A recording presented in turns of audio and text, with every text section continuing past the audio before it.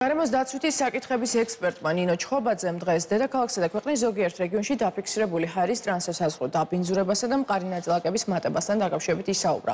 ორგანიზაცია საქართველოს მწვანეები დედამიწის მეგობრების თავმჯდომარის განცხადებით ამ ეტაპზე ჩვენს ქვეყანაში დაბინძურებული ჰაერის მასის ორი ტალღა მოედინება, ესაა აფრიკისა და ცენტრალური აზიის ტალღა, რომელიც მოსახლეობისთვის თვალით აღქმადია და ნისლის სახით ხდება.